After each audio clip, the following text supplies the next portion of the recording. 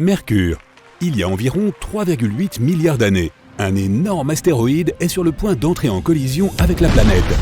Boum! Des fragments volent dans toutes les directions avec l'onde de choc. Après que la poussière soit retombée, nous voyons un cratère qui fait presque la taille du lac Ontario. Mais le plus intéressant, c'est la forme de ce cratère. Il ressemble à une araignée. Un corps rond au centre et plusieurs pattes tout autour qui pointent dans différentes directions. Et le plus étrange, c'est que les pattes d'araignée ne sont pas tout à fait alignées avec le centre. Les scientifiques n'ont aucune idée de la façon dont un tel paysage a pu se former. Certains pensent que l'image de l'araignée est apparue là bien plus tôt et que la météorite tombant presque en son centre n'était qu'une coïncidence. Mais nous n'avons toujours pas d'explication claire sur la façon dont de telles fissures ont pu apparaître à la surface de Mercure. Un autre mystère sur Mercure concerne son origine en tant que planète. Selon une théorie, elle était autrefois la lune de Vénus, mais au fil du temps, elle aurait succombé à la gravité du Soleil. Notre étoile aurait littéralement arraché Mercure à l'orbite de Vénus, et la petite planète se serait mise à graviter autour de lui. Ce qui pourrait prouver cette théorie, ce sont les périodes de rotation de Mercure et de Vénus. Mercure perd progressivement de sa vitesse de rotation. Un jour sur cette planète équivaut maintenant à 58 jours terrestres, et cela augmente sans cesse. En même temps, après qu'elle ait perdu son pesant satellite, Vénus s'est mise à tourner un peu plus rapidement. Selon une autre théorie, Mercure serait entré en collision avec Vénus peu après l'apparition du système solaire. À cette époque, Mercure était légèrement plus grande que ce qu'elle est devenue par la suite. Mais alors, sa collision avec Vénus lui a fait perdre une partie de sa croûte, et un peu plus tard, Vénus a recueilli ses débris. Mais les scientifiques ne savent toujours pas avec certitude comment Mercure s'est formé. Uranus. Une géante gazeuse à 18 distances Terre-Soleil de notre planète. Cette planète semble calme comparée à d'autres géantes comme Jupiter avec ses tempêtes grosses comme la Terre. Et pourtant, Uranus possède elle aussi quelque chose d'inhabituel et d'unique. Cette tache sombre, par exemple, a été détectée par le télescope Hubble en 2006. À l'époque, elle faisait presque 2 fois la taille de l'Alaska. Quelques années plus tard, des points lumineux y sont apparus. Il s'est avéré qu'il s'agissait de nuages de méthane qui se déplaçaient à la surface de la planète à une vitesse de 480 km/h. Mais nous ne savons pas exactement ce qui provoque de telles tempêtes sur Uranus. Nous pourrons peut-être résoudre ce mystère en nous penchant sur un autre aspect énigmatique d'Uranus. Cette planète tourne sur elle-même, couchée sur le côté. Si tu regardes l'axe de notre planète, tu verras qu'il est vertical et seulement à peine incliné. C'est la même chose pour la plupart des planètes de notre système solaire. Mais pas pour Uranus. Son axe est presque horizontal et pointe vers le Soleil. L'un des pôles d'Uranus est entièrement éclairé presque tout le temps. Le jour polaire sur la planète dure 42 années terrestres. Lorsque l'inclinaison de l'axe d'Uranus vient à changer, le jour polaire commence de l'autre côté de la planète. Le pôle jusque-là éclairé plonge dans l'obscurité pendant 42 ans. Ce changement de saison peut provoquer de graves tempêtes à la surface de la planète. Mais on ne sait pas exactement pourquoi Uranus est couché sur le côté. Peut-être qu'il y a des milliards d'années, la géante gazeuse est entrée en collision avec plusieurs astéroïdes qui étaient sur le point de devenir de jeunes planètes. De telles protoplanètes, dont la taille et le poids auraient été similaires à ceux de la Terre, auraient pu faire basculer Uranus après s'être écrasé sur elle. Mais ce n'est encore qu'une hypothèse. Passons maintenant à Europe, la lune de Jupiter. Le grand mystère ici est de savoir s'il y a de la vie sur cette lune. Les scientifiques n'excluent pas une telle possibilité. Tout ce que l'on peut voir à la surface de cette lune, c'est de la glace. Les rayures que l'on y aperçoit sont en fait de longues et larges fissures. Pendant longtemps, les scientifiques ont pensé que cette lune n'était rien de plus qu'un bloc de glace. Mais maintenant, ils pensent qu'il pourrait y avoir de l'eau liquide à l'intérieur.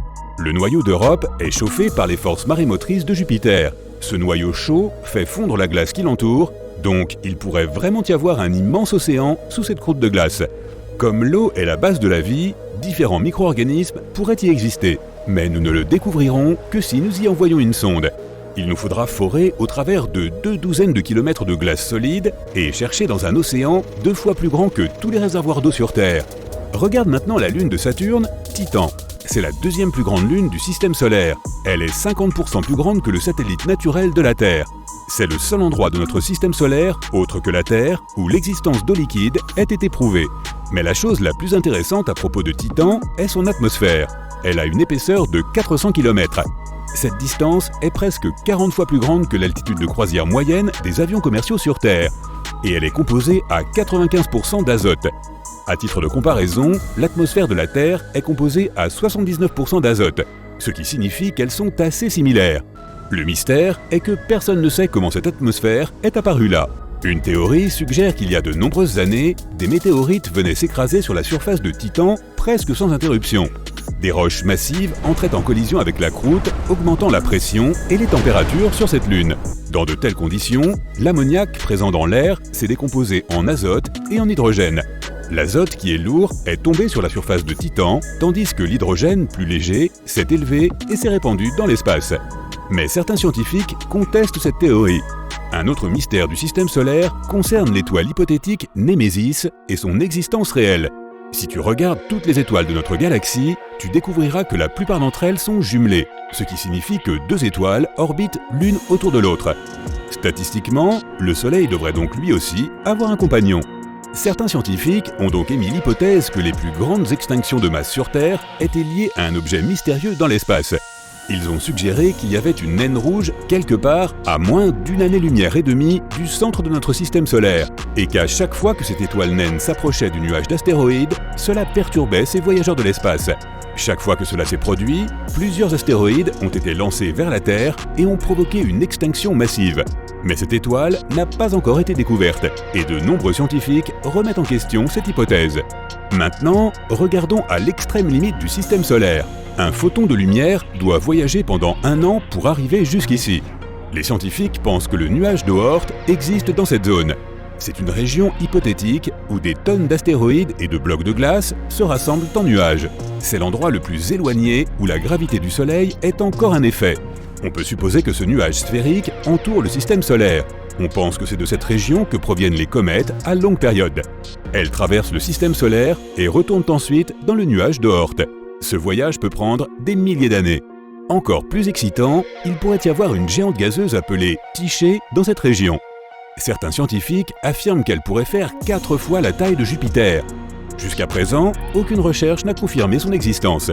Bien que le nuage d'Oort soit encore considéré comme hypothétique, certains scientifiques pensent que les comètes de cette région sont responsables des principales extinctions de masse sur Terre.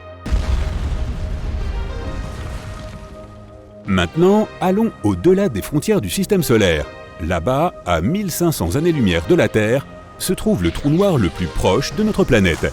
Les trous noirs sont les objets les plus mystérieux de l'univers. Ils sont si lourds qu'ils attirent non seulement la matière, mais aussi la lumière. Plus encore, ils ralentissent le temps. Une fois qu'un objet se retrouve piégé dans la gravité d'un trou noir, il ne peut plus s'en échapper. La lumière et la matière se déposent progressivement près de l'horizon des événements et disparaissent bientôt dans l'obscurité infinie. Le temps s'écoule différemment ici. 1 minute près d'un trou noir sera égale à plusieurs semaines sur Terre. Le plus grand mystère est de savoir ce qu'il y a exactement à l'intérieur des trous noirs. Certains affirment qu'il n'y a rien d'autre qu'une pression écrasante qui détruit tout ce qu'elle rencontre. D'autres disent qu'il pourrait s'agir de portails vers une autre dimension ou que ce sont des trous de verre menant à d'autres endroits dans l'univers. Si c'était vrai, les trous blancs existeraient aussi, les portails de sortie des trous noirs et des trous de verre. Mais aucun trou blanc n'a été trouvé jusqu'à présent. Maintenant, que dirais-tu d'aller à la frontière hypothétique de l'univers ? On l'appelle le vide de l'Éridan. Si tu regardes la carte de l'univers, tu verras un point froid, vide, d'environ 1 milliard d'années-lumière de large. Toute la galaxie de la Voie lactée ne fait que 100 000 années-lumière de diamètre. Le principal mystère est de savoir comment cette tache est apparue.